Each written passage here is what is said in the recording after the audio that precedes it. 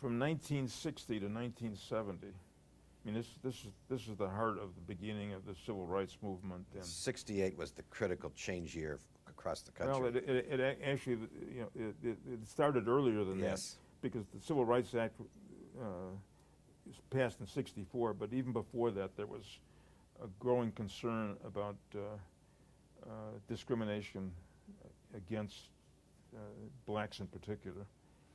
And for our part in the Civil Service Commission, we were doing active recruiting to try to get more applicants into the system. And from 1960, and this is, I'm pulling these figures out of my head. Where else would I pull them from? 1960 to 1970, as I recall, it was about 7% of the department in 1960 were blacks. What? About 7% Of what? Of police officers. Police officers, okay. Yeah. In 1970, we had it up to 15%. So you more than doubled.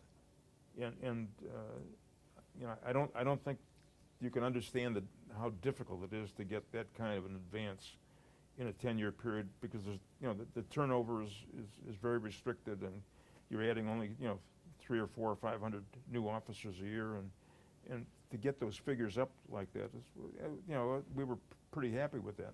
What happened in the fire department was a little bit different.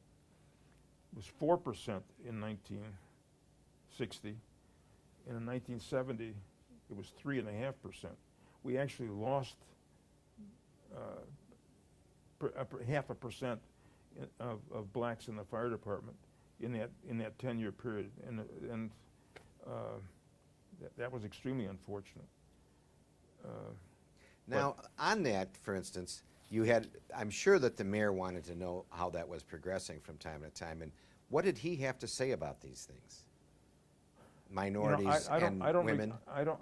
Well, he was always concerned about making sure that we were doing good recruiting and making sure that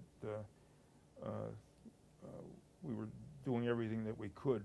And we were meeting with various groups of people on the south and west side all the time.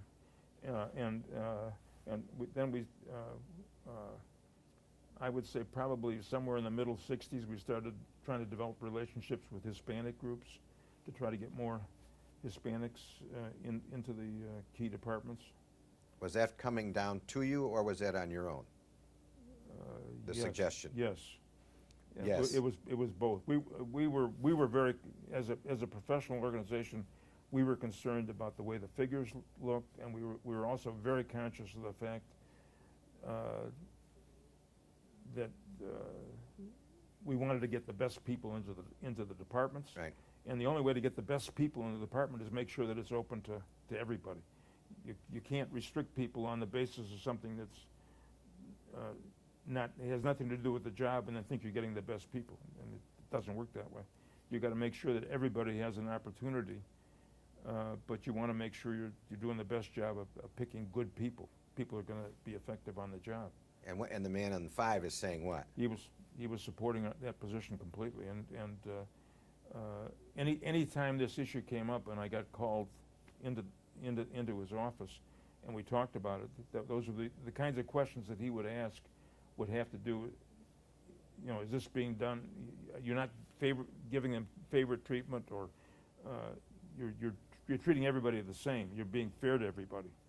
I mean, that was the basic kind of issue that was coming out of what that conversation was about, and that's what we were concerned about. But we were working hard to recruit people. We were contacting the Latino press, different kinds of groups, both in the black and the Hispanic community, on a regular basis, and just making sure that we were opening up every opportunity that we could. So, but the fire department was resistant. So, and the mayor and Commissioner Quinn were friends, were close. That's right. So, was there ever any conversations along those lines? Because Quinn was his own man, like no one, as much as the man of the 5th floor was.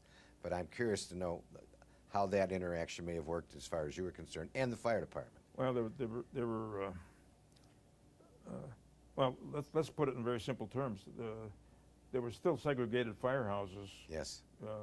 late into the 1960s. And the sense that we got as the people in the black community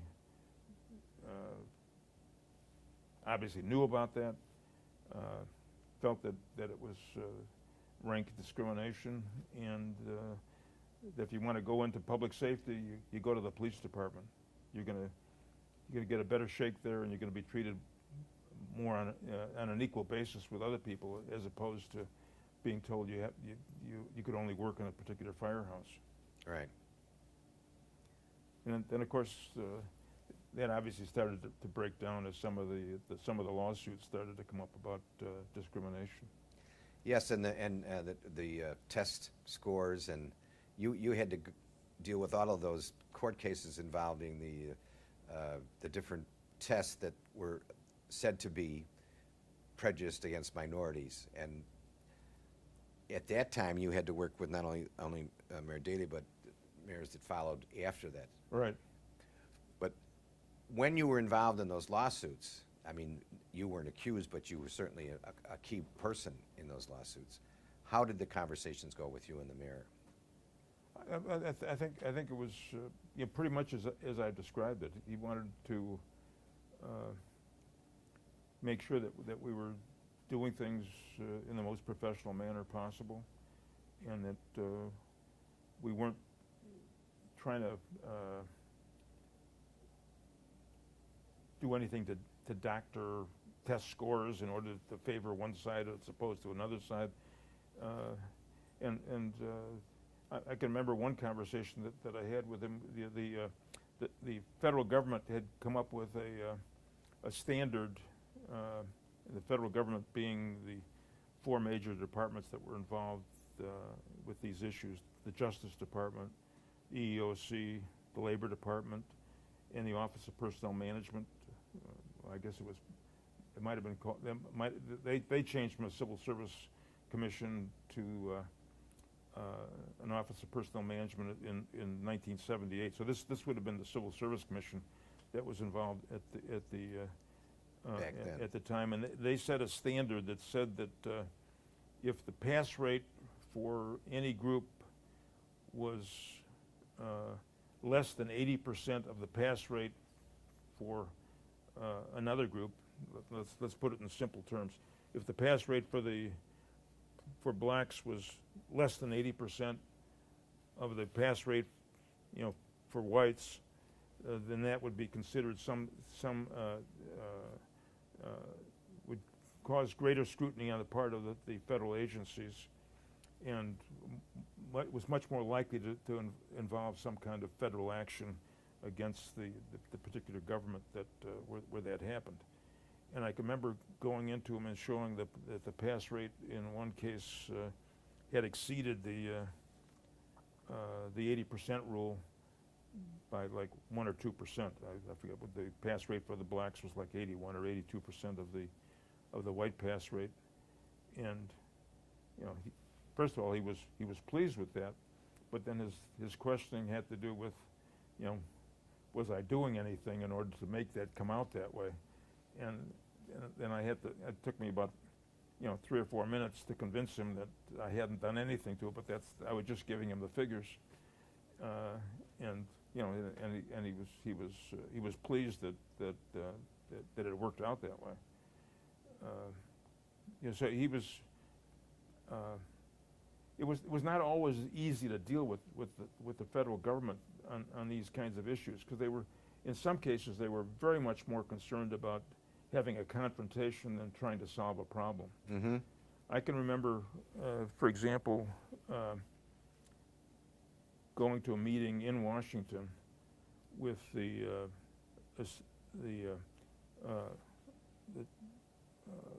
head of the Civil Rights Division of the Justice Department, and he was going over all of the requirements that were necessary in order to be considered to be meet the standards that they were concerned with, and then he very specifically said that we set the standards in a way to make sure that nobody could completely comply with them. Then we could decide which governments that they could take action against. I mean, it was as bald-faced as that. I mean, your jaw would drop and say,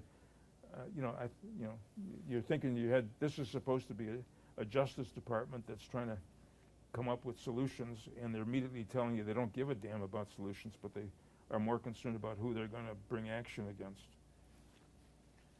There was always that kind of problem that was there. Now,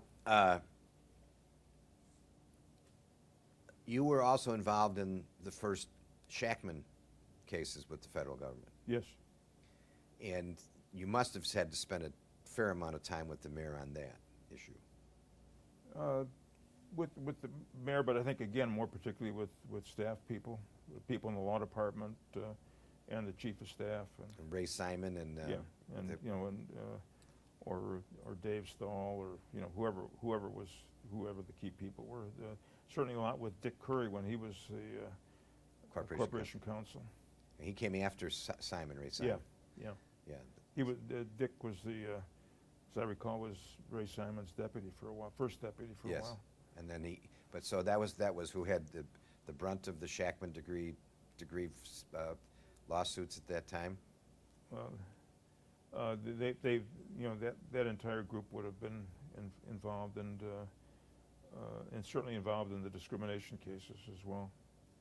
You know, CEOs of big companies usually at times gets very frustrated with the courts cases, the trials, and there's a tendency for them to talk openly when they're with people about it. Did you ever hear the mayor show his anger or disappointment in this project?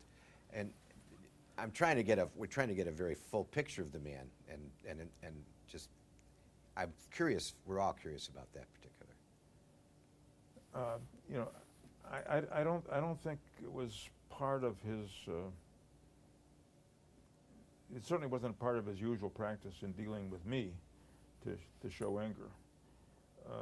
Frustration is more accurate. Yeah, it's clear that there were times when you would talk about things around the fringes of why the federal government was doing certain kinds of things that he would show that he was very very unhappy with the way that the thing was being approached by the federal people, and frankly I don't think he was as angry as I was, because we were looking for solutions, and I always had the feeling that the Justice Department in that period in the early 70s was really looking for some way to nail the city of Chicago. They weren't looking for solutions. They were looking for ways to control things, and not necessarily for the purpose of solving the problem, but just with the assumption that we were doing it incorrectly, and they were going to show us how to do it.